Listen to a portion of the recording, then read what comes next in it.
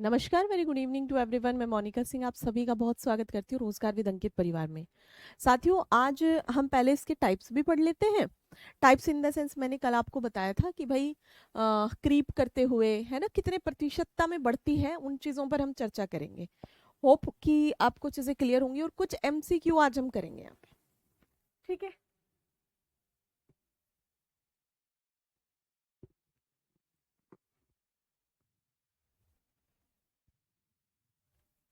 ठीक है,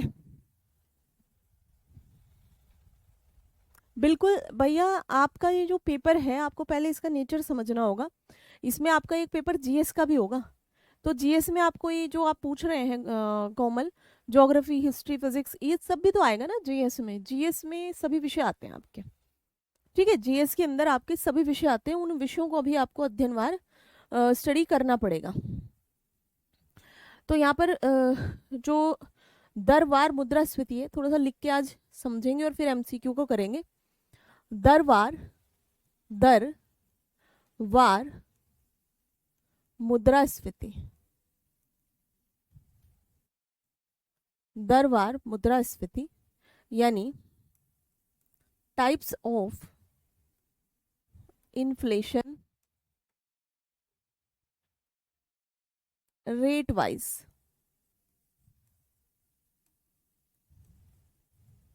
rate wise, ठीक है। सबसे पहली लिखेंगे रेंगती मुद्रास्फीति।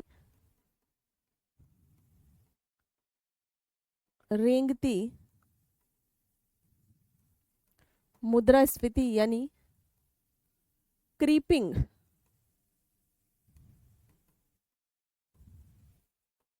Creeping inflation. रेंगती मुद्रास्फीति यानी क्रीपिंग मुद्रास्फीति, क्रीपिंग इन्फ्लेशन। यह मुद्रास्फीति का सबसे हल्का रूप है। इंग्लिश में लिख लेंगे, it is a lightest form of inflation. मुद्रास्फीति का सबसे हल्का रूप है। इसे मृदु मुद्रास्फीति, इसे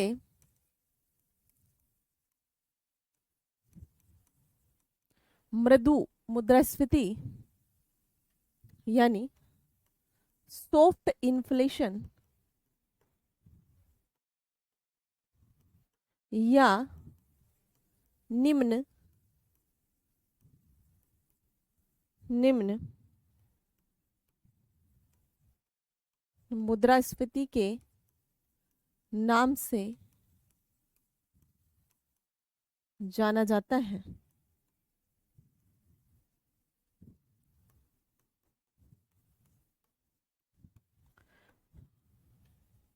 इसकी दर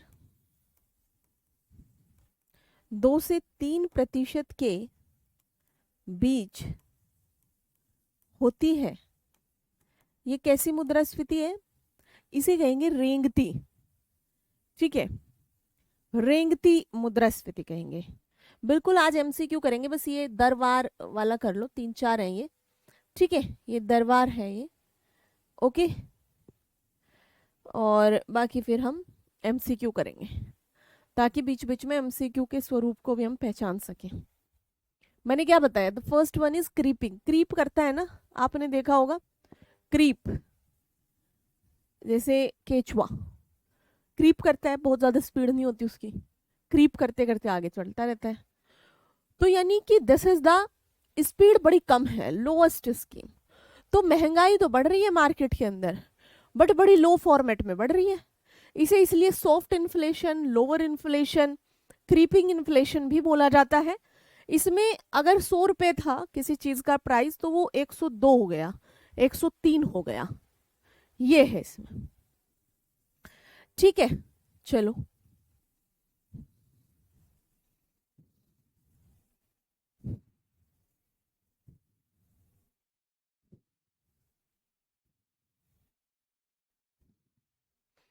यदि इस दर या कीमत में वृद्धि जारी रहती है, वृद्धि जारी रहती है, तो यह किसी भी देश की अर्थव्यवस्था के लिए अच्छी मानी जाती है ना। किसी भी देश की अर्थव्यवस्था के लिए अच्छी मानी, क्योंकि एक प्रकार का मोटिवेशन रहता है जो प्रोड्यूसर, जो उत्पादक वर्ग है उनके लिए, क्योंकि उत्पादकों और व्यापारियों को उचित मूल्य लाभ, उचित मूल्य लाभ इससे मिलता रहता है, मिलता रहता है, तथा उन्हें, तथा इससे वे निवेश यानी और अच्छा करें, और इन्वेस्टमेंट करें, 2 रुपए बच रहे हैं तो, है ना, इन्वेस्टमेंट के लिए प्रमोट होते रहते हैं, प्रोत्साहित होते रहते हैं, इन्वेस्टमेंट के लिए प्रोत्साहित रहते हैं। एक और बात लिख लेंगे कि रेंगती मुद्रास्फीति को मैनेज करना बहुत आसान है, रेंगती मुद्रास्फीति को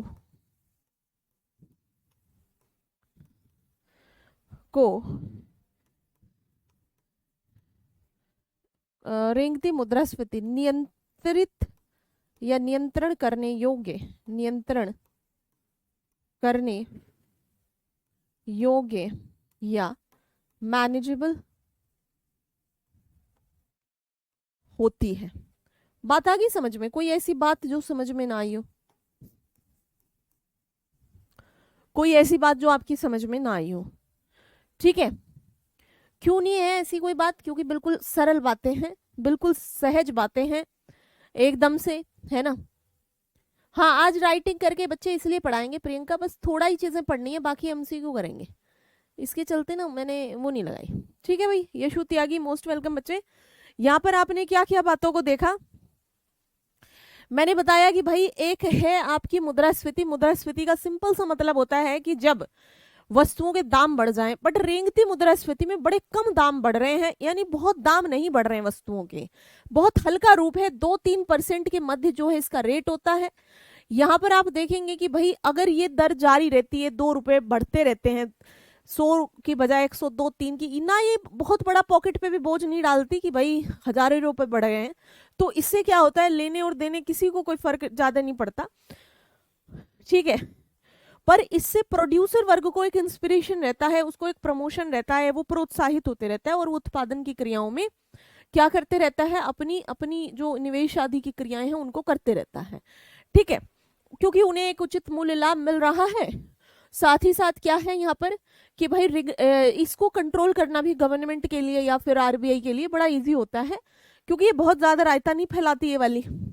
अब दूसरी देखेंगे आप, यहाँ पर दूसरी देखेंगे चलती हुई, यानी जब आप क्रीप, जैसे बच्चा है पहले घुटलियों चलता है, आपके यहाँ क्या कहते हैं, चलता है घुटनों के बल क्रीप करके, फिर क्या है वो थोड़ा हल्का खड़ा होना शुरू होता है और फिर वो चलना शुरू करता है।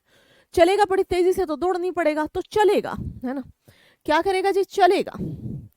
मतलब आप दूसरी को कह सकते हो चलती मुद्रास्फीति, चलती मुद्रा स्फीति, यानी वॉक करते हुए, जैसे आप, एक तो होता है ब्रिस्क वॉक जो बहुत तेजी से होती है, एक है धीमे धीमे धीमे धीमे, है ना, वॉकिंग इन्फ्लेशन। ये भी बहुत ज्यादा बड़ी मात्रा में नहीं बढ़ती है, पर हाँ उससे तेज है ना।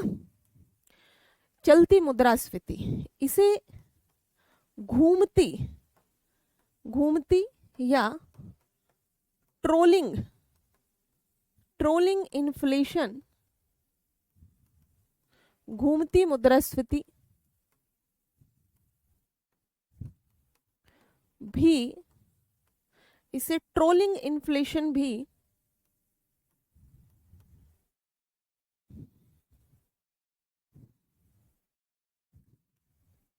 कहा जाता है।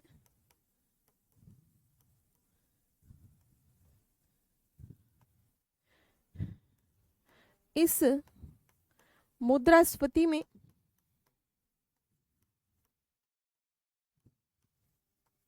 कीमतों में वृद्धि दर 3 से 10% तक, यानी रेंगती से अधिक है ना, ये बात आ रही समझ में? 3 से 10% तक हो जाती है।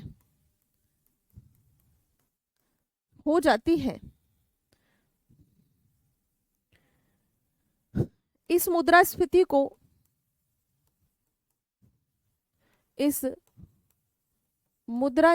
को गंभीरता से लेना चाहिए, क्योंकि अगर यहां पर नहीं रोका गया तो फिर भैया दौड़ने लगेंगी चीजें, अभी तो चल ही रही हैं। इस मुद्रास्फीति को गंभीरता पूर्वक लिए जाने की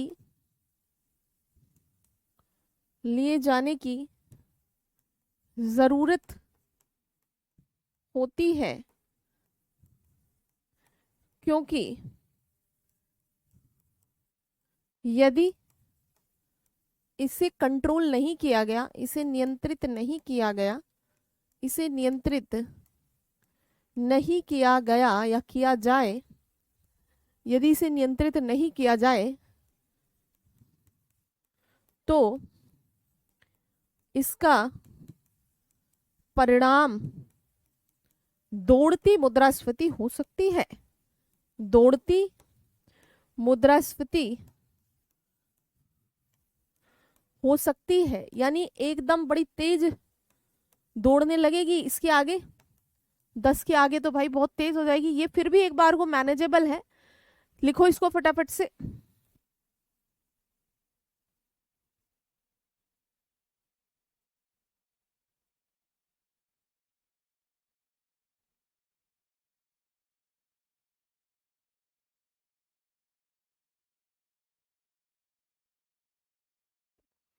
ठीक है भाई, इसका दुष्परिणाम क्या हो सकता है? अगर यही नहीं रोका गया, अगर सरकारों के द्वारा कुछ प्रयास नहीं किए गए, तो इसका परिणाम, इसका दुष्परिणाम कह सकते हैं। परिणाम तो क्या कि 20-30% बढ़ जाएंगी फिर वैल्यू, फिर रोकते रहना। 100 रुपए की चीज जो है 130 की आएगी, 40 की, 50 की आ सकती है। तो फिर चीजें जो है, स्थिति बेकार बन सकती हैं। ठीक है, लिखेंगे एक बार सारे बच्चे इस चीज को, जी लिख लेंगे कि फिर चीजें जो हैं अत्यधिक खराब हो सकती हैं। ठीक है,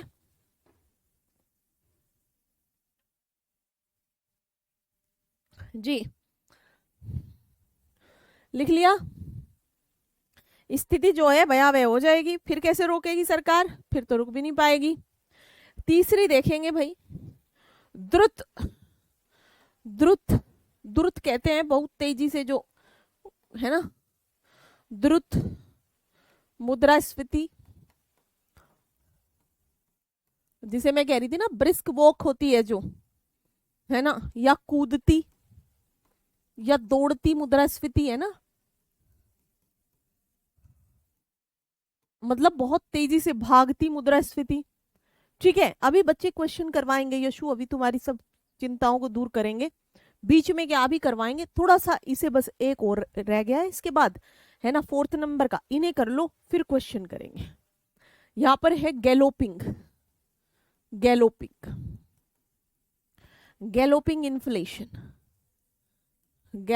इन्फ्लेशन। दुर्त मतलब बड़ी तेज गति से, एक तो होता है ना जैसे वो भागते हैं मिल्खा सिंह। अब मिल्खा सिंह को रोकना हर किसी बस की नहीं है, नहीं। तो यहां पर द्रुत को देखें भैया, जब मुद्रास्फीति, जब महंगाई जो है, जब कीमतों में 10 से 50% तक वृद्धि हो जाए, जब कीमतों में 10 से 50%, मतलब 30, 40, 50, ये तो किसी के भी लिए बड़ी अनहोनी सी है ना। 10 से 50% तक वृद्धि हो जाए, वृद्धि हो जाए, जो चीज 100 की आती थी 150 की आने लगे, तो बड़ी दिक्कत वाली बात आ गई, हो जाए, तो इसे द्रुत मुद्रास्फीति कहा जाता है। इसे द्रुत मुद्रास्फीति कहा जाता है। ठीक है, इसके कारण क्या होगा? इसके कारण व्यवसाय एवं व्यवसायों, जो बिजनेसेस हैं, व्यवसायों, कैसे लिखते? व्यवसायों, बिजनेसेस, और कर्मचारियों की आय, और कर्मचारियों यानी जो एम्प्लॉयज हैं उनकी आय, उनकी सैलरी, कर्मचारियों की आय, किसी चीज की लागत, कीमत, लागत और कीमत, लागत और कीमत के अनुरूप नहीं हो पाती है।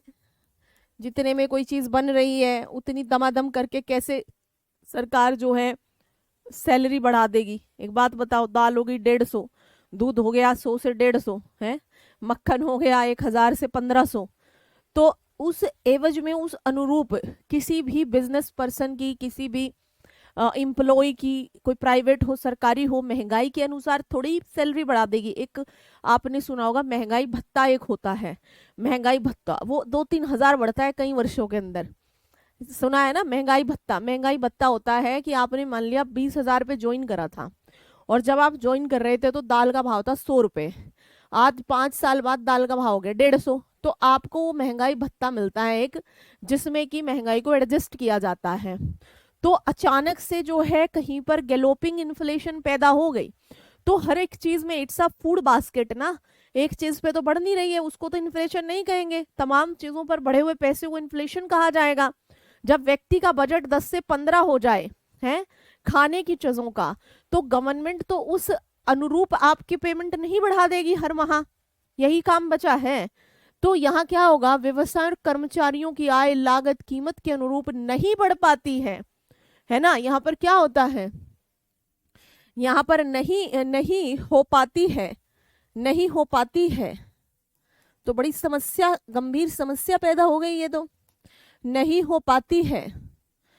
यहाँ तक कि यहाँ तक कि यहाँ तक कि विदेशी विदेशी निवेशक भी ऐसी अस्थिर, यानी ऐसी अनस्टेबल इकोनॉमी में कौन आएगा भाई? जो भारत के हैं वही कर ले यहाँ पे निवेश। अस्थिर अर्थव्यवस्था, बिल्कुल मतलब टिक ही नहीं पा रही है, बिल्कुल जो है स्टेबल ही नहीं हो पा रही हैं, तो जो इस देश के हैं वो तो चलो कर लेंगे निवेश, मान लिया, वो कहाँ चले जाएं? तो विदेशी निवेशक का जो निवेश हो रखा है यहाँ, उसको भी निकाल लेता है ऐसी स्थिति में। ऐसी अस्थिर अर्थव्यवस्था यानी अनस्टेबल इकोनॉमी, अनस्टेबल इकोनॉमी में निवेश करने से बचते हैं, निवेश करने से क्या होते हैं बच्चे? बचते हैं। और जिस प्रकार से हम तेज दौड़ करके हाँफने लगते हैं, ठीक उसी प्रकार से इस इन्फ्लेशन के बाद देश की इकोनॉमी हाँफने लगती है। अतः इस अर्थव्यवस्था को, अतः इस इन्फ्लेशन को हाँफती इन्फ्लेशन भी कहा जाता है। इस मुद्रास्फीति को, इस मुद्रास्फीति को हाँफती मुद्रास्फीति को हाँफती, ठीक है, हाँफती, तेज दौड़ती है ना, कूदती, कूदती मुद्रास्फीति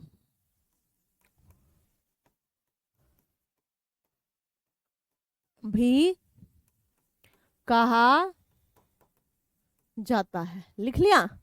इसको हाँफती कूदती मुद्रास्फीति भी, जैसे हम कूद कूद के हाँफ हाँफ के, मतलब कूद कूद के तेज दौड़ दौड़ के हाँफना शुरू कर देंगे, तो ठीक उसी प्रकार से साथियों यहाँ पर यह भी इकोनॉमी में काम करती है। लिख लेंगे, ठीक है, लिख लिए हैं, लिखेगी नहीं। एक फोर्थ प्रकार का और लिखेंगे जिसे हम हाइपर इन्फ्लेशन का नाम देते हैं, अति मुद्रास्फीति का रूप देते हैं, जहां पर 150-200% जो है मूल्य बढ़ जाया करते हैं, जो किसी के लिए कंट्रोल नहीं। कहाँ कंट्रोल करोगे, ठीक है, कहाँ कंट्रोल करोगे, लिखे। फोर्थ जो प्रकार होगा, फोर्थ प्रकार होगा अति मुद्रास्फीति, अति मुद्रास्फीति, या इसी को हाइपर इन्फ्लेशन ऐसे भी आ सकता है आपको, हाइपर इन्फ्लेशन या हाइपर इन्फ्लेशन, ये ऐसे भी आ सकता है, ठीक है। ये एकदम से it is a extreme form of inflation, यह मुद्रास्फीति का चरम रूप है, यह मुद्रास्फीति का चरम रूप है, यानी एक्सट्रीम है, बस इसके ऊपर कुछ नहीं भाई, विनाश काले चरम रूप है। यह मुद्रास्फीति का चरम रूप है, जहां जहां कीमतों में वृद्धि दर अत्यधिक उच्च होती है, अत्यधिक उच्च होती है, अत्यधिक उच्च होती है। अति मुद्रास्फीति या हाइपर इन्फ्लेशन, अति मुद्रास्फीति उस समय देखने को मिलती है जहां उस समय देखने को जब किसी देश की इकोनॉमी में क्या हो जाए, पैसा ही पैसा, चारों तरफ बोरे भर भर पैसे पड़े हैं, कोई कुछ नहीं बना रहा, सबके पास रुपए पैसे बहुत मौजूद है पहले से। जब मुद्रा किसी देश की इकोनॉमी में, किसी बच्चे कोई दिक्कत तो नहीं आ रही, एक बार बताएंगे, किसी देश की अर्थव्यवस्था में मुद्रा की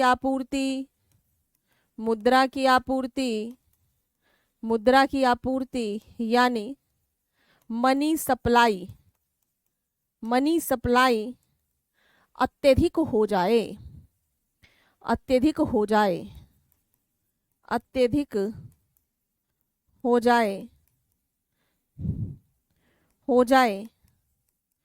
चरम स्थितियों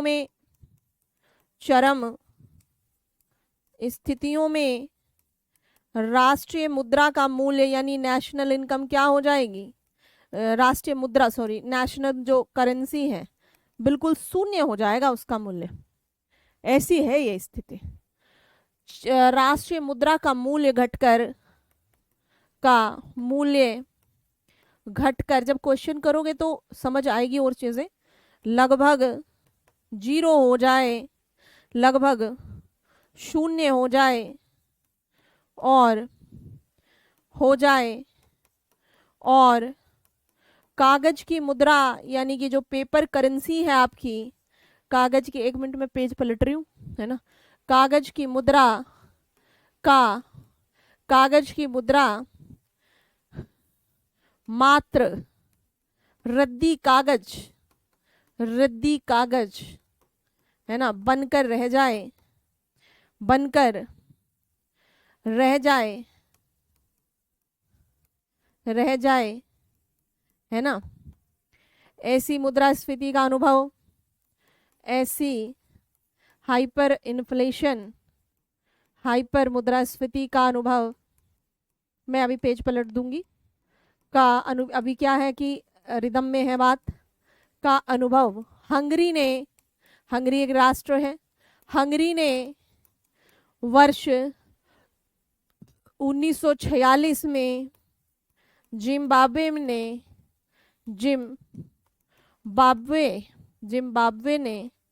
2004 से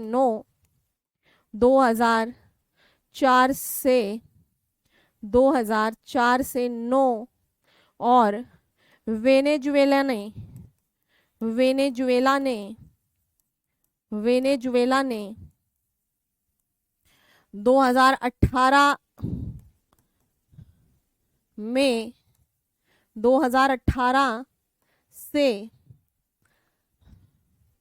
2018 से किया है। ठीक है, यहाँ पर क्या हुआ, ये लो लिख लो। यहाँ पर क्या होता है, यहाँ पर अगर आपको यदि यहाँ पर नहीं लॉकडाउन में सोनी इतना बुरा हाल हमारे देश का नहीं हुआ था। ठीक है, लॉकडाउन वगैरह बड़ी अच्छी स्थिति है। पता है यहाँ पे क्या हुआ था, जो जब देशों की मैंने बात बताई, एक ब्रेड लेना है, एक ब्रेड लेने के लिए जो है आप जा रहे हैं। आपने किसी ने इतिहास की एनसीईआरटी पढ़ी है क्या, नए वाली? आप वहां पे देखोगे, हालांकि काफी पुरानी बात है वो भी, उसमें क्या होता है, एक ना ब्रेड चाहिए, एक पाव चाहिए ब्रेड। ठीक है, तो जो ब्रेड खाने वाला व्यक्ति है वो एक ट्रक भर के मुद्रा लेके जा रहा है एक ब्रेड खरीदने के लिए। अगर आपको सर्दी लग रही है तो नोट आपके लिए कुछ नहीं, नोट आपके लिए रद्दी है। सर्दी लग रही है, नोटों में आग दे दो कि चलो थोड़ा ताप ले। आपको गर्मी लग रही है, नोटों का ही पंखा बना लिया। आपको कपड़ा पहनना, नोटों का ही बना लिया। छाता नोटों का, सो रहे नोटों पे, बिस्तर नोटों का, आग लगा खाना बना रहे नोटों में। मतलब ईंधन उससे महंगा है, समझ रहे हो आप? ईंधन क्या है, उससे महंगा है।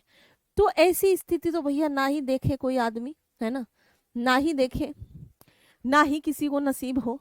तो यानी यहाँ पर आपकी जो शून्य है, वो आपकी जो करेंसी है, नेशनल करेंसी, वो क्या हो गई है, शून्य हो गई है। शून्य, उसका कीमत शून्य है। आपके लिए जो मुद्रा है, जो नोट है हमारे पास, जिन्हें हम संवार के रखते हैं अपने पॉकेट में, वो क्या बन गए हैं, वो बन गए हैं केवल रद्दी, वो बन गए केवल रद्दी। यहीं पर आप लिखना चाहें तो लिख लीजिए कि मई 2020 में ईरान क्या करता है, मई 2020 में ईरान ने अति मुद्रास्फीति से निपटने के लिए, अति मुद्रास्फीति से निपटने, यहाँ पे ऐसा भी करती हैं कुछ सरकारें कि नई मुद्रा इन द सेंस कि नए, जैसे डिमोनेटाइजेशन हो गया, वो तो एक अलग चीज है। डिमोनेटाइजेशन में तो सेम वैल्यू के सेम नोट निकल गए। नई मुद्रा यहाँ पर करते हैं कि 1 लाख मुद्रा का मूल्य 1 रुपया है, तो वो 1 रुपया छापेंगे नया सा कुछ, कि ये वाली 1 लाख के बदल इसका मूल्य है 1 रुपया, ऐसा कुछ। यानी इतनी करेंसी के बदले, भाई कहाँ लेके जाए इतनी करेंसी के बदले 1 रुपया, तो उसे कहा जाता है कि नई मुद्रा जारी की। Demonetisation is totally different thing. ठीक है, 2020 में ईरान ने अति मुद्रास्फीति से निपटने के लिए नई मुद्रा की शुरुआत की। इसने क्या किया, इसने अपनी राष्ट्रीय मुद्रा को टोमान में बदल दिया, है ना। ईरान ने अपनी जो नेशनल करेंसी थी अपनी, समझ गए ना ये क्या है और वो क्या है। डिमोनेटाइजेशन अलग चीज है। यहाँ पर राष्ट्रीय मुद्रा को, ऐसा तो नहीं हुआ ना डिमोनेटाइजेशन में कि 500 के नोटों की जगह अब हम 1 रुपए का नोट चला, ऐसा तो नहीं हुआ ना। तो इसने क्या किया, अपनी राष्ट्रीय मुद्रा, इनकी थी एक्चुअली रियाल, है ना, रियाल से टोमान में बदल दिया। ठीक है, एक टोमान 10,000 रियाल के बराबर है। एक टोमान बराबर 10,000 रियाल। और इवन मुझे उस मुद्रा का नाम याद नहीं आ रहा, एक और थी मेरे हिसाब से घेरान काइंड ऑफ, उसका मुझे मूल्य नहीं पता। ठीक है, तो ऐसे किया, एक टोमान लाओ, मतलब 10,000 रियाल लाओ, एक टोमान ले जाओ, ऐसे। कोई दिक्कत बच्चे यहाँ तक के?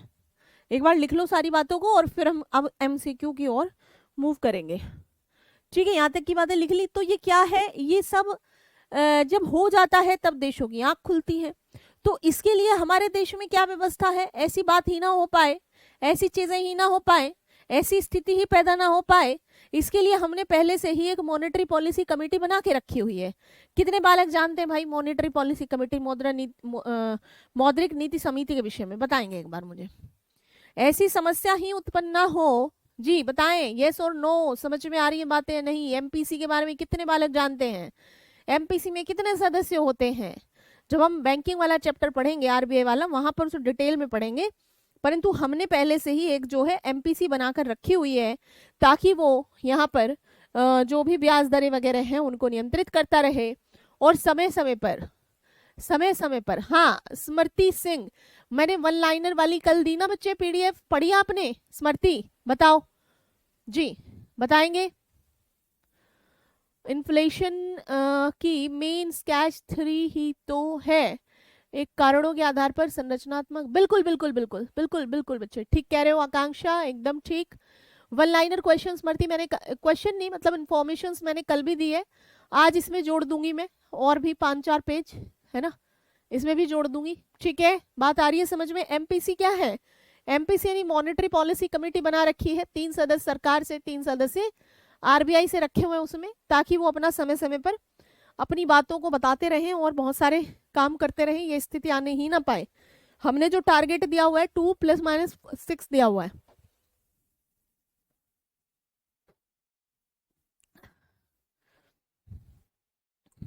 ठीक है जी, चलिए क्वेश्चन पे चले। All are ready?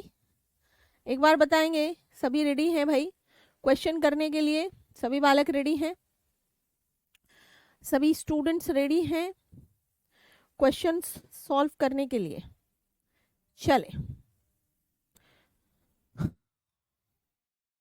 पहला प्रश्न, कीमत स्फीति और बेरोजगारी के मध्य क्या संबंध है? कीमत स्फीति between price inflation and unemployment, दीर्घकालीन प्रतिस्थापन होता है, अल्पकालिक प्रतिस्थापन होता है, दोनों के मध्य धनात्मक संबंध यानी पॉजिटिव रिलेशंस होता है, दोनों के मध्य विपरीत संबंध होता है। आंसर करेंगे आप लोग थोड़ा जल्दी जल्दी, तब मैं आगे। ठीक है,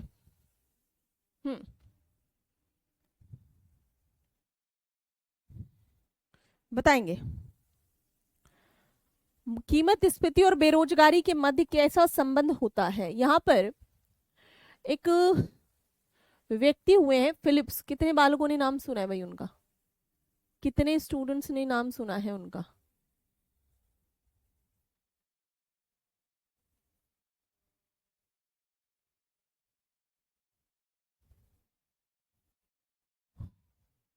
ठीक है, 1958 में 1959 में ब्रिटिश अर्थशास्त्री हुए हैं, ब्रिटिश अर्थशास्त्री, नाम क्या हो जाएगा? A.W. Phillips, A.W. फिलिप्स। ठीक है, इन्होंने एक निष्कर्ष निकाला। इनका निष्कर्ष क्या था? एक कंक्लूजन इन्होंने निकाला कि अनएम्प्लॉयमेंट रेट, बेरोजगारी दर, कई क्वेश्चन बनेंगे इससे इसलिए लिखवा रही हूं, बेरोजगारी दर तथा इन्फ्लेशन रेट यानी मुद्रास्फीति की दर तथा मुद्रास्फीति की दर के बीच विपरीत संबंध पाया जाता है। कैसा? विपरीत संबंध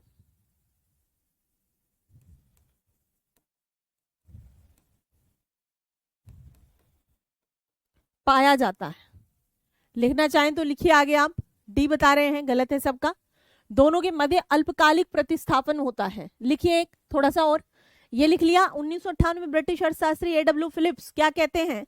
एक्चुअली इन्होंने बहुत सारे लगभग 100 सालों के आंकड़ों को निकाला और इस निष्कर्ष पर पहुंचे कि बेरोजगारी की दर और मुद्रास्फीति की दर के मध्य विपरीत संबंध है।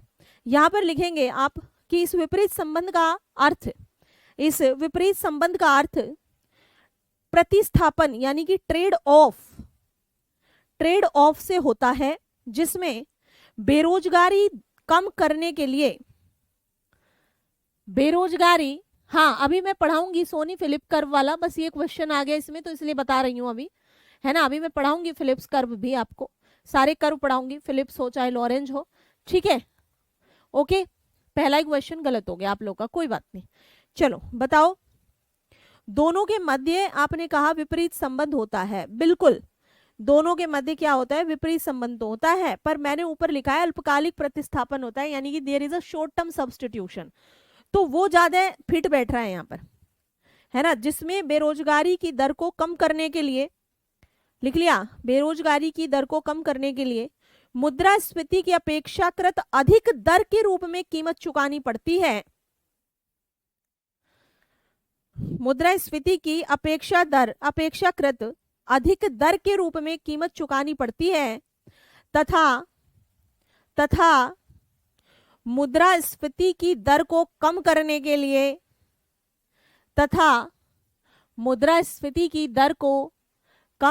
के लिए बेरोजगारी की अपेक्षाकृत ऊंची दर के रूप में कीमत अदा करनी पड़ती है।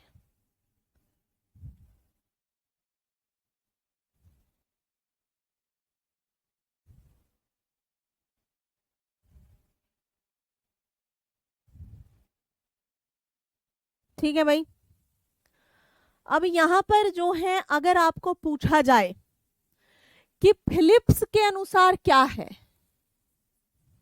तो आपका आंसर ये आएगा कि भाई दोनों के बीच विपरीत संबंध है। पर एक व्यक्ति हुए फ्रीडमैन, एक व्यक्ति हुए कौन? यहां पर मिल्टन फ्रीडमैन साहब आते हैं मार्केट में और उन्होंने आकर के फिलिप्स को चुनौती दे डाली। उन्होंने आकर के फिलिप्स को क्या दे डाला? चुनौती दे डाली, चैलेंज कर दिया फिलिप्स को, ठीक है। उन्होंने कहा भाई साहब रुको, मुद्रास्फीति की दर और बेरोजगारी, इन दोनों के मध्य एक सब्स्टिट्यूशन है जो कि शॉर्ट टर्म के लिए है, जो लॉन्ग टर्म में स्वतः ही समाप्त हो जाता है। तो अगर आ जाए आपको मिल्टन फ्रीडमैन, तो आप यहां पर ये लिख करके आओगे। अब हम क्या लिखें, क्योंकि फिलिप्स का नाम तो दिया ही नहीं है, तो कीमत स्फीति और बेरोजगारी के मध्य अल्पकालिक प्रतिस्थापन होता है, इसलिए मैं ये आंसर दे रही हूं। अगर यहां फिलिप्स होता तो आंसर आपका ये हो जाता। बच्चे दोनों क्वेश्चंस के बीच अंतर समझ में आया? दोनों क्वेश्चंस के बीच अंतर समझ में आया? मैंने क्या कहा, अगर स्पेसिफिकली फिलिप्स आता तो आपका आंसर हो जाता डी। अभी आपका आंसर क्या है? बी। बात आई समझ में? किसी बच्चे को हेल्प की जरूरत? किसी बालक को हेल्प की जरूरत? चलिए नेक्स्ट, मुद्रास्फीति से बाजार में चीजें क्या हो जाती हैं? सस्ती, बहुत मिलने लगती हैं, एकदम प्रचुरता में। महंगी हो जाती हैं, बिल्कुल भी नहीं मिलती। बताएं, due to inflation things in market, goods और सर्विस इन मार्केट भी आ सकता है, goods and services in market भी आ सकता है। क्या हो जाता है? नो मैम, कंफ्यूज हो रहे हैं। क्यों हो रहे हैं कंफ्यूज? देखो मैंने क्या बताया बच्चे आपको, मैंने बताया अगर पर्टिकुलरली फिलिप्स पूछेगा तो आंसर आपका आ जाएगा डी। आप लोग सही थे, परंतु फिलिप्स ये कहता है, यहीं पर एक मिल्टन फ्रीडमैन नाम का अर्थशास्त्री आया, आपको स्ट्रेट फॉरवर्ड पूछा गया कीमत स्फीति और बेरोजगारी के मध्य, ठीक है। तो अगर आपको आए मिल्टन फ्रीडमैन के अनुसार या स्ट्रेट फॉरवर्ड क्वेश्चन, तो आंसर विल बी बी, क्योंकि मिल्टन फ्रीडमैन ने आके इसको चैलेंज कर दिया। इसने कहा क्या बता रहे हो, ये क्या बता रहे हो तुम, है ये नहीं होता जी, ये नहीं होता जी। यहां मिल्टन फ्रीडमैन ये कह रहा है कि भाई साहब रुको, यहाँ पर दोनों आपस में प्रतिस्थापित हो जाते हैं, पर बहुत शॉर्ट टर्म के लिए। अगर बेरोजगारी है तो चीजों की कीमत को बढ़ाया जाएगा ताकि इन्वेस्टमेंट बढ़े, ताकि चीजें बने, ताकि फलना हो, ये हो। और फिर बेरोजगारी को खत्म करने के लिए ये किया जा रहा है, क्योंकि इन्वेस्टमेंट वगैरह बढ़ेगा तो लोगों को रोजगार मिलेगा। तो मिल्टन फ्रीडमैन का तर्क अलग है। वो कह रहे हैं लोगों को रोजगार मिलेगा, इन्वेस्टमेंट बढ़ेगा, मार्केट के अंदर उत्पादक इकाइयां बढ़ेंगी, उनमें लोगों को लाया जाएगा, जो कि बहुत शॉर्ट टर्म के लिए है। फिर वो बेरोजगारी रिप्लेस हो जाएगी किससे? बेरोजगारी रिप्लेस हो गई यहाँ पर मुद्रास्फीति से, रेट बढ़ाने पड़े हमें। उसके बाद क्योंकि मार्केट में अभी सामान ही नहीं है ना, तो लोगों को इंस्पायर कैसे करें? रेट बढ़ा के चीजों के, मुद्रास्फीति को फैला के। 1 रुपए की चीज कौन बनाएगा? 10 रुपया करो रेट। फिर खूब सारी इंडस्ट्री लगेंगी, फिर खूब सारे लोगों को रोजगार मिलेगा। फिर इस आधार पर लोगों ने रोजगार प्राप्त कर लिया, बहुत मजा आया लोगों को। अब भैया रोजगार जब इतना प्राप्त कर लिया, फिर एक लिमिट के बाद फिर यहाँ पर जो है इन्फ्लेशन आ जाएगी। इन्फ्लेशन आ गई, फिर यहाँ पर जो है रुपया रुपया आ गया सबके पास, लोगों के पास में। समझ रहे हो बातों को? देखो मिल्टन फ्रीडमैन ये कहते हैं, मेरे हिसाब से समझ में नहीं आया आपकी। मिल्टन फ्रीडमैन का ये कहना है, भाई मान लिया कि बेरोजगारी है, ठीक है, अनएम्प्लॉयमेंट है, तो क्या करें? यहाँ पर जो है बेरोजगारी है, तो बेरोजगारी के लिए खूब सारी इंडस्ट्री खोल ली, यहाँ लोगों ने खूब सारा सामान बना के डाल दिया। अब ये हो गया सस्ता, तो अब क्या करें? अब इसका रेट बढ़ाना पड़ेगा, रेट बढ़ाना पड़ेगा, यानी इन्फ्लेशन लानी पड़ेगी। इन्फ्लेशन लाए तो क्या हुआ? इसका रेट बहुत महंगा हो गया, लोगों के पास खूब पैसा था, बेरोजगारी को रिप्लेस किया इन्फ्लेशन से, और इन्फ्लेशन को रिप्लेस किया बेरोजगारी से। बट ये बहुत कम कम समय के लिए किया, बहुत कम कम समय के लिए किया, यानी अल्पकालिक प्रतिस्थापन है, परमानेंट नहीं रहता। ये है। अब आई बात समझ में बच्चे? यहाँ पे बताएंगे मुद्रास्फीति से बाजार में चीजें क्या हो जाती हैं। सिंपल सी बात है भाई, क्या हो जाती है मुद्रास्फीति से बाजार में चीजें हैं? बताएंगे क्या होता है मुद्रास्फीति से बाजार में चीजें? हैं? सस्ती हो जाती हैं? बिल्कुल नहीं। प्रचुरता में मिलती हैं, कम हो जाती हैं, महंगी हो जाती हैं। बिल्कुल। क्या होती हैं? वस्तु महंगी और मुद्रा सस्ती। वस्तु महंगी और मुद्रा सस्ती। वस्तु महंगी और मुद्रा सस्ती। ठीक है जी?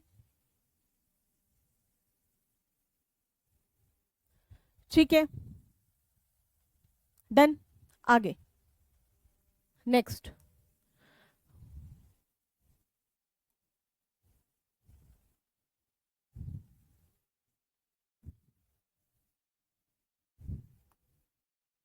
मुद्रास्फीति के समय सार्वजनिक व्यय को ड्यूरिंग इन्फ्लेशन पब्लिक एक्सपेंडिचर, बहुत बढ़िया से पढ़ाया है, गलत नहीं होना चाहिए।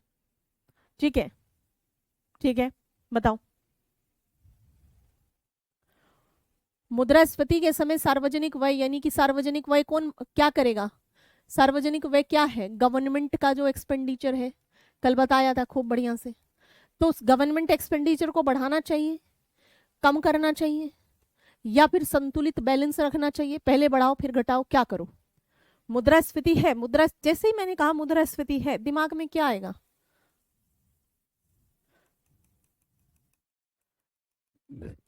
Money supply.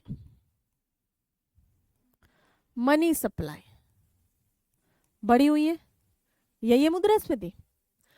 और इसे कह रहा है कि क्या करे? ये अच्छी स्थिति तो है नहीं भैया, तो यहां क्या करना है?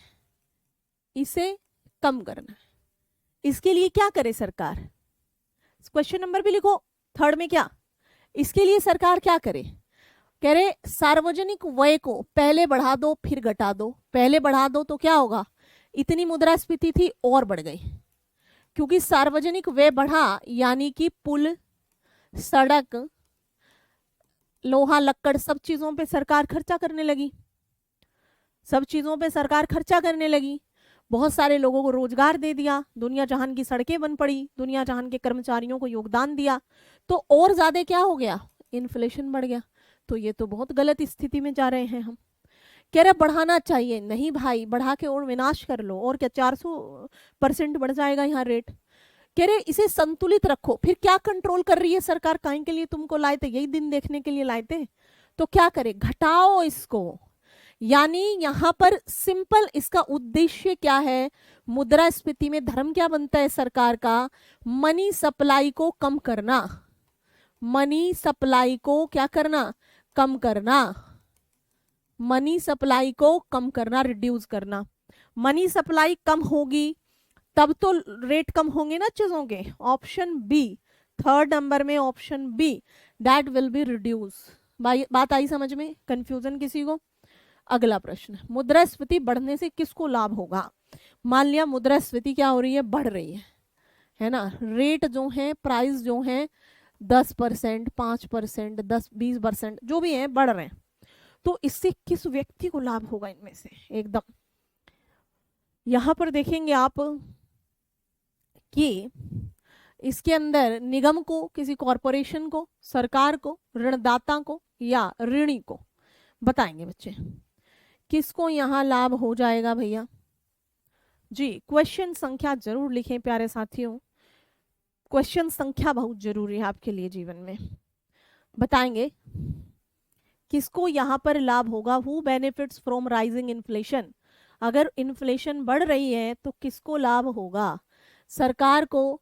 किसको होगा? बच्चे कह रहे ऋणदाता को। बहुत बढ़िया सोनी जी, गलत कर दिए हो बच्चे। और कौन बताएगा? प्रश्न संख्या जरूर डालेंगे। गलत है। अब ये बताओ, मतलब रेट बढ़ रहा है, इससे सरकार को क्या फायदा बेचारी को? क्वेश्चन नंबर ए में जो सी आप दे रहे हैं, इसमें दो में कंफ्यूजन है बच्चों को। कोई सी दे रहा है, कोई डी, कोई सी दे रहा है, कोई डी दे रहा है। गलत है दोनों का, मतलब डी वाला सही है। देखो फॉर एग्जाम्पल, ये ए नाम का कोई व्यापारी है, ये क्या करता है? ये धन उधार देता है, धन उधार देता है। और ये है बी जो धन उधार लेता है, धन उधार लेता है। ए व्यक्ति ने 1000 रुपया या 100 रुपया, चलो 100 रुपया बी व्यक्ति को उधार दिया, 100 रुपया बिना किसी उधार ब्याज के, किसी चीज के, मतलब कहा तू मेरा 100 रुपया वापस कर देना। ये 100 रुपए को लेकर के मार्केट के अंदर गया। भाई इस मक्खी ने बड़े परेशान करे। ये मार्केट के अंदर गया, इसने यहां पर 5 पेन खरीदे। ध्यान से देखना, 20 रुपए का एक पेन खरीदा, 5 पेन 100 रुपए के खरीदे। अब ये उन्हें लेकर स्कूल में पहुंचा। तब तक उसने देखा कि जो पेन है उनकी जो मूल्य है वो बढ़ चुके हैं। इन्फ्लेशन का असर है। तो एक पेन ये इस उम्मीद से खरीदा था कि 25 रुपए का बिक जाएगा। यहां पर क्या हुआ, ये पेन 40 का बिक गया। 5 पेन कितने के बिके? 200 के। ये लेकर के 200 रुपए वापस आ गया। इसे उम्मीद थी कि मैं 5 चौक 5 पंजे 25 रुपए कमाऊंगा, परंतु इन्फ्लेशन की दर में इसको कम गए कितने? 200। ये उसके पास पहुंचा और उसको 100 रुपया वापस दे दिया। जब इसने ये 100 रुपया इससे उधार लिया था, उस समय इस 100 रुपए की वैल्यू बढ़ी हुई थी। जब ये यहां वापस कर रहा है तो ये सस्ती मुद्रा वापस कर रहा है, और इसको 100 देके और धन से अपनी 100 रख लिए जेबे में। तो किसको हुआ फायदा? इसको क्या फायदा हुआ बेचारे को? ये तो 100 के 100 ही पाएगा ना, पर सस्ते वाले पाएगा, अब कम मूल्य वाले पाएगा। तो किसको हुआ बच्चे? ऋणी को, जो उधार लेने वाला है, जो उधार लेने वाला है उसको। क्योंकि मनी सप्लाई बढ़ गई है मुद्रास्फीति के दौरान, मनी सप्लाई बढ़ गई है मुद्रास्फीति के दौरान, तो अब ये सस्ती मुद्रा लेके घूमे जहां घूमना है। अगला प्रश्न, निम्न में कौन सा कारण लागत जन्य मुद्रास्फीति के लिए उत्तरदायी है? ध्यान से पढ़ेंगे। लागत जन्य मुद्रास्फीति कल बताई थी, यानी लागत बढ़ने के कारण जब किन्हीं वस्तुओं का रेट बढ़ जाता है, कॉस्ट बढ़ने के कारण, जो आपकी उत्पादन की कॉस्ट, उत्पादन के कारक हैं, भूमि पूंजी आदि आदि, उनकी यहाँ लागत बढ़ने से जब आपका ये बढ़ जाए, रुपए पैसे उसमें कीमत बढ़ जाए, उसे कहेंगे। तो बढ़ती हुई जीवन निर्वाह की लागत, बढ़ती श्रम उत्पादकता, बढ़ती बेरोजगारी, बढ़ते आयात निर्यात। यहाँ पे बताएंगे प्यारे साथियों कि इसमें क्या होगा। निम्न में कौन सा कारण यानी which of the following reason of responsible for cost push inflation. Cost push, बच्चे पिछला सवाल आ गया समझ में, ना आया कुछ बता दो हमें, हाँ ना में, इसका उत्तर दे दो, इसका भी उत्तर दे दो जल्दी से, बताएंगे जी, बताएंगे।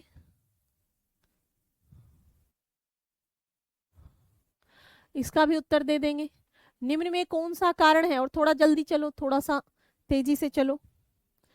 पांचवे में, बहुत बढ़िया प्रियंका, यहाँ पर आंसर क्या आ गया आपका, यहाँ पर आ गया बढ़ती हुई जीवन निर्वाह की लागत, बहुत बढ़िया। अच्छा पिछले सवाल में एक दो चीजें लिख लो आप, यहाँ पर जो है, यहाँ पर जो है लाभ वाले, लाभान्वित जो वर्ग होंगे वो कौन होंगे, एक तो ऋणी हो गया, ऋणी हो गया, एक जो उत्पादक वर्ग होगा, उत्पादक वर्ग, एक जो निवेशक होगा, इन्वेस्टर है ना, एक जो व्यापारी होगा, ये सब क्या है, ये सब यहाँ पर लाभान्वित होंगे। और हानि में कौन जाएगा, ये हानि में, हानि, हानि में कौन जाएगा, एक तो जाएगा फिक्स्ड, फिक्स्ड सैलरी वाला व्यक्ति, फिक्स्ड सैलरीड पर्सन, जिसकी फिक्स सैलरी है वो तो बेचारा हानि में ही जाएगा ना, नहीं, फिक्स्ड सैलरीड पर्सन। और कौन जाएगा, ऋण देने वाला, ऋण देने वाला, इस तरीके से। ठीक है लिख लो इनको भी, लिख लो इनको भी, हाँ जी। अगले में कौन है आंसर, लिख लो इनको भी। लाभान्वित वर्ग में ऋणी होगा, उत्पादक वर्ग होगा, निवेशक होगा और व्यापारी वर्ग होगा। ठीक है भाई, उत्पादक अपने रेट कितने करें उससे क्या मतलब है। अगला प्रश्न देखो, थोड़ा सा तेजी से चलो बच्चे। लागत जन्य मुद्रास्फीति के लिए कौन रिस्पॉन्सिबल है, लागत जन्य मुद्रास्फीति के लिए कौन रिस्पॉन्सिबल है, बताएं। लागत जन्य, कॉस्ट जब बढ़ रही है तो क्यों बढ़ रही है, राइजिंग कॉस्ट ऑफ लिविंग। अगर मैं कहूं कि यहां पर यदि यदि मैं कहूं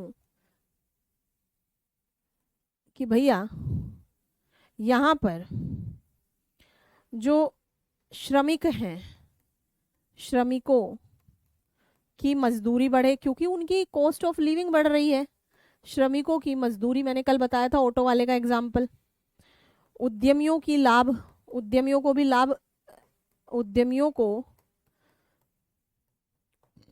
लाभ प्रत्याशा, उद्यमियों को लाभ प्रत्याशा, ठीक है, ये सब क्या है, भूमि का कीमत, ये सब बढ़ रहे हैं क्योंकि उनकी कॉस्ट ऑफ लिविंग बढ़ रही है, जो लोग उत्पादन की क्रियाओं में क्या है, इन्वॉल्व हैं। ऑप्शन संख्या 5, आंसर विल बी ए। बात आई समझ में। अगला, मुद्रास्फीति के संदर्भ में सूची लागत क्या संदर्भित करती है, inflation in the context of inventory cost refers to, पुनर्मूल्यांकन मुद्रा का मूल्य, बदलती मूल्य सूची की लागत, मौद्रिक आधार के अनुरक्षण की लागत, लाभ की बेहतर दरें प्राप्त करना, क्या करती है। मुद्रास्फीति के संदर्भ में जो सूची लागत होगी, जो इन्वेंट्री कॉस्ट होगी, बच्चे बस सब अगर आप शब्द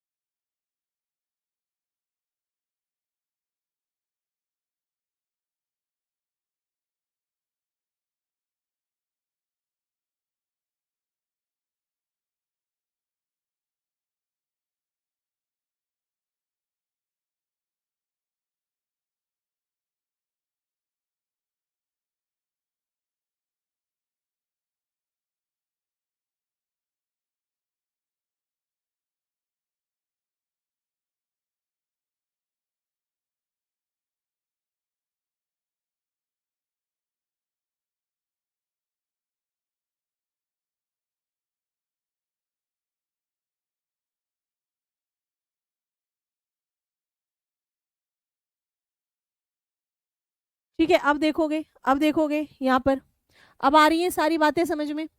मैंने बोला कि इंटरनेट चला गया था, दूसरे से कनेक्ट किया है, यानी 2-3 इंटरनेट लगा रखे हैं, तो बारिश अंतहीन चल रही है।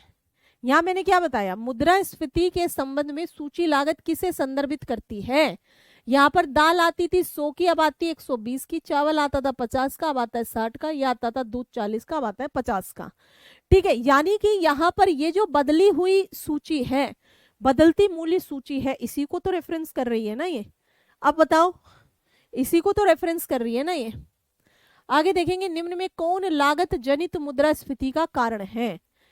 कौन इनमें से लागत जनित मुद्रास्फीति का कारण हो जाएगा, बताओ भाई। उपभोग व्यय में वृद्धि, करारोपण में कमी, मांग में वृद्धि, मजदूरी और वेतन में वृद्धि। बताएं, लागत जनित यानी कि अगर हम कहें कि जिन पदार्थों से, जिन चीजों से मिलकर के, अब बताओ क्लास ठीक चल रही है। मैंने कहा जिन चीजों से मिलकर के, जिन चीजों से मिलकर के कोई वस्तु बन रही है ना, तो अगर उसकी लागत ही बढ़ जाए, अगर उस चीज की लागत ही बढ़ जाए, अगर उस चीज की लागत ही बढ़ जाए, तो उसका क्या कारण होगा, उसका क्या कारण होगा, उसका क्या कारण होगा। यहां पर 7वां क्वेश्चन, कारण उपभोग व्यय में वृद्धि, करारोपण में वृद्धि, मांग में वृद्धि या मजदूरी और वेतन में वृद्धि। जब मजदूर अधिक मजदूरी लेने लगे, सैलरी अधिक जाने लगे, तो ऑब्वियसली इसका इम्पैक्ट किस पे पड़ेगा, इसका इम्पैक्ट पड़ेगा उत्पादित वस्तु पे, उत्पादित वस्तु पर इसका इम्पैक्ट पड़ने लगेगा। ठीक है जी। तो जब वेजेस एंड सैलरीज बढ़ती हो, है ना, जब वेजेस एंड, बच्चे ए नहीं है डी आएगा ना, उपभोग व्यय में वृद्धि होने से तो आपके पॉकेट की वैल्यू जाएगी। आप ये देखें ना कि लागत जनित मुद्रास्फीति का क्या रीजन रहा, मतलब मुद्रास्फीति क्यों हुई, क्योंकि लागत में वृद्धि, और लागत में वृद्धि क्यों हुई, क्योंकि जो पर्सन वहां काम कर रहे हैं उनकी सैलरी बढ़ गई। ठीक है, अगला, उत्पादन लागतों में वृद्धि द्वारा ऊपर की ओर धकेले गए मूल्य क्या कहलाते हैं। मांग जनित मुद्रास्फीति कहलाएंगे, या यहां पर लागत जन्य मुद्रास्फीति कहलाएंगे, मुद्रा स्फीति जन्य मंदी या आंशिक मुद्रास्फीति क्या कहलाएंगे। यहाँ पर प्रश्न संख्या 8, उत्पादन लागतों में वृद्धि, यानी कि जब हमारी कोई चीज बनाई जा रही है कहीं पर, तो उसकी उत्पादन लागत में वृद्धि हो रही है, तो उसे तो हम लागत जन्य मुद्रास्फीति कह रहे हैं, कॉस्ट पुश कह रहे हैं, कॉस्ट पुश कह रहे हैं, कॉस्ट पुश इन्फ्लेशन हो रहा है। ठीक है जी, क्या हो रहा है, कॉस्ट पुश इन्फ्लेशन हो रहा है। ठीक है बच्चे, कॉस्ट पुश इन्फ्लेशन इसे कहा जाएगा। लागत प्रेरित मुद्रास्फीति का कारण क्या है। लागत प्रेरित मुद्रास्फीति यानी कि लागत को प्रेरित करने के लिए, क्यों इनमें से कौन सी चीज है जो कॉस्ट पुल इन्फ्लेशन की कॉज बनेगी। बचत प्रवृत्ति में वृद्धि, तो अगर आप बचत प्रवृत्ति में वृद्धि कर रहे हो तो निवेश को बढ़ाओगे, निवेश में वृद्धि होगी तो उत्पादन बढ़ेगा, जिससे क्या होगा, उत्पादन बढ़ेगा तो मुद्रास्फीति को कम करने का एक कारण है।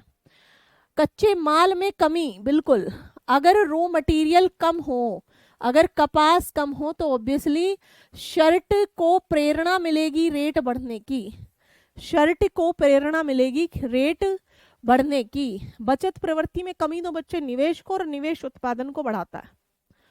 गलत समझ रहे चीजों को, क्वेश्चन को समझने में काहे परेशानी हो रही है जी।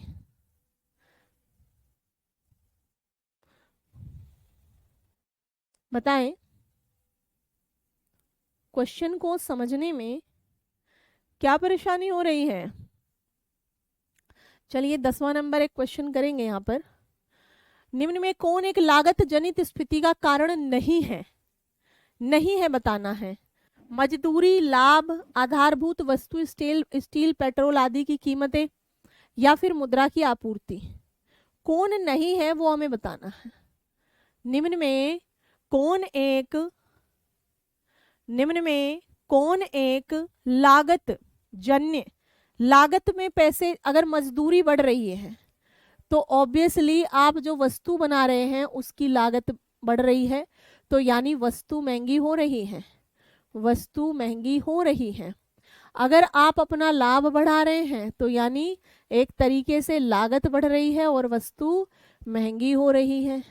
अगर यहाँ पर जो स्टील का कटोरा है वो महंगा होगा, पेट्रोल आदि कीमत बढ़ने से वस्तु महंगी हो रही है।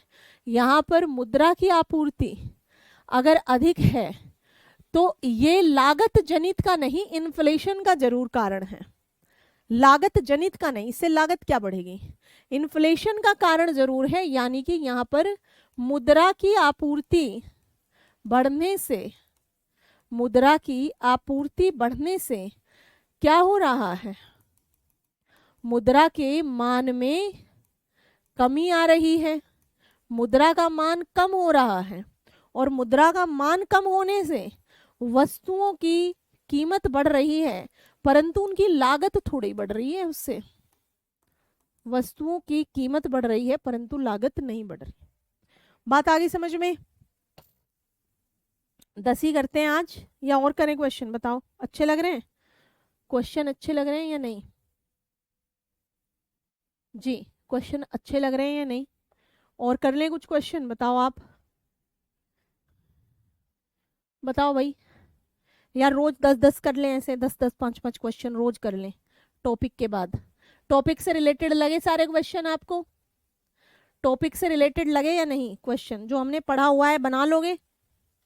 जितनी बातें हमने अपनी क्लास के दौरान पढ़ी हुई हैं बना लोगे क्वेश्चंस को? क्लास के आधार पर बना लोगे क्वेश्चंस को या नहीं?